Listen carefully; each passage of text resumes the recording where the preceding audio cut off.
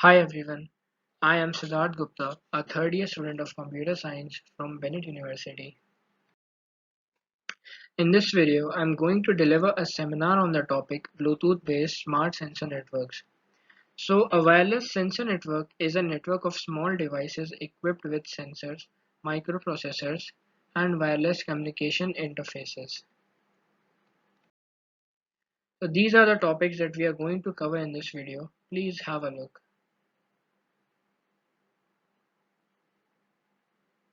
Okay. So, the first question that arises is what is Bluetooth? Bluetooth is a low-cost, short-range wireless technology with small footprint, low power consumption, and reasonable throughput. What does Bluetooth do? Bluetooth technology allows devices to communicate with each other without cables or wires. Bluetooth operates in the unlicensed ISM band at 2.4 GHz frequency band and uses frequency hopping spectrum technique. A typical Bluetooth device has a range about 10 meters and can be extended up to 100 meters.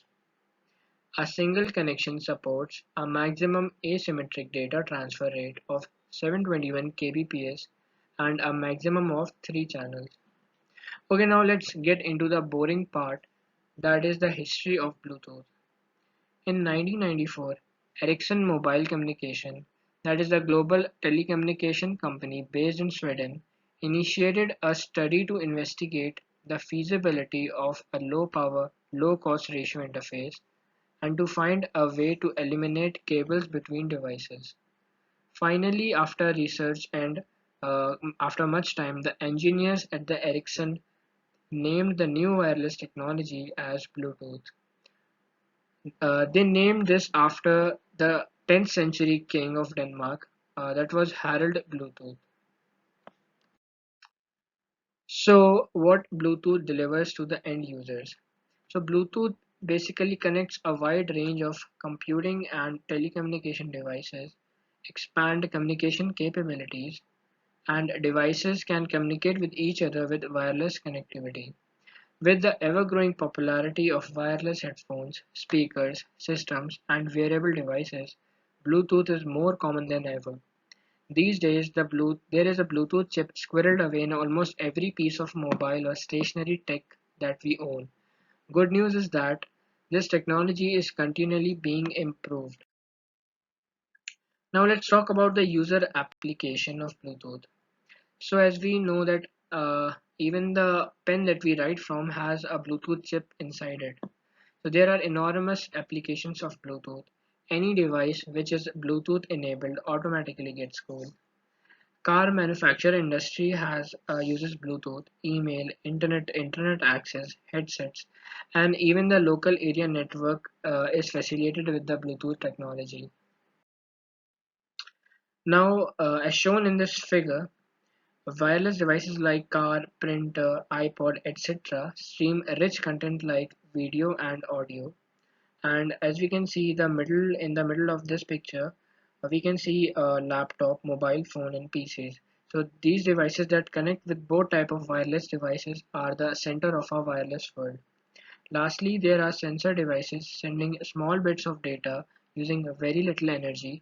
That is the keyboards and mouses that we can connect via Bluetooth with our PCs or monitors. So what are the Bluetooth specifications that are necessary for any connection? So these are the must things that we must have. That is transceivers and receivers. So transceivers and receivers that can send and receive data because they use radio waves and that requires a MAC address. That is the physical address of any device. So MAC address is unique to every devices, and we also need a burnt on the NIC card. So this NIC card is produced by the manufacturer. It is actually embedded in the system of any machine or anything that is produced. So this gives us a PIN number. So to identify the user using the device, a Piconet and a FHHS protocol is required. So let's see what are these. What is a Piconet? A Piconet session is a communication link that must be created between devices for devices to communicate with each other. This is done when the MAC address and the PIN number match. In Bluetooth, a piconet is a collection of up to 8 devices that frequency hop together. Each piconet has one master, usually a device that initiated establishment of the piconet, and up to 7 slave devices. Master's Bluetooth address is used for definition of the frequency hopping sequence. Slave devices use the master's clock to synchronize their clock to be able to hop simultaneously.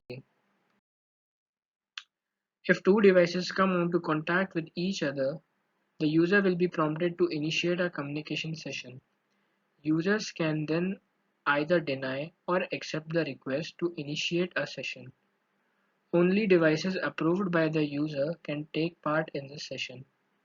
Data will appear as noise to unauthorized devices, which is a great security feature to Bluetooth. When a device wants to establish a piconet, it has to perform inquiry to discover other Bluetooth devices in the range. Inquiry procedure is defined in such a way to ensure that two devices will after some time visit the same frequency, same time when that happens. Required information is exchanged and device can use paging procedure to establish connection. When more than 7 devices needs to communicate, there are two options. The first one is to put one or more device into the parking state. Bluetooth defines three low power modes, that is sniff, hold and park. When a device is in the park mode, then it disassociates from and piconet, but still maintains timing synchronization with it. The master of the piconet periodically broadcasts beacons, that is warning, to invite the slave to rejoin the piconet or to allow the slave to request to rejoin. The slave can rejoin the piconet only if there are less than 7 slaves already in the piconet. If not so, the master has to park one of the active slaves first. All these actions cause a delay, and for some applications, it can be unacceptable. For example, process control applications that requires immediate response from the command center, that is a central control room.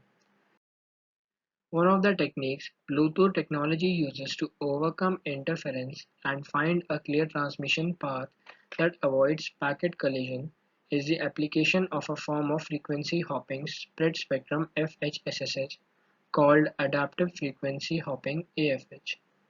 Bluetooth divides the frequency band into smaller channels, for example, 40 channels in the case of Bluetooth Low Energy, and rapidly hops between those channels when transmitting packets to further reduce the chance of interference. Bluetooth adapts its hopping sequence. Channels that are noisy and busy are dynamically tracked and avoided when sending packets. So basically, Bluetooth devices use a protocol called FHSS, frequency hopping spectrum, that uses packet switching to send data. Bluetooth sends packet of data on a range of frequency, and in each sessions, one device is a master and the other are slaves. The master device decides at which frequency data will travel. The transceivers hop among 79 different frequencies in the 2.4 GHz band at a rate of 1600 frequency hops per second.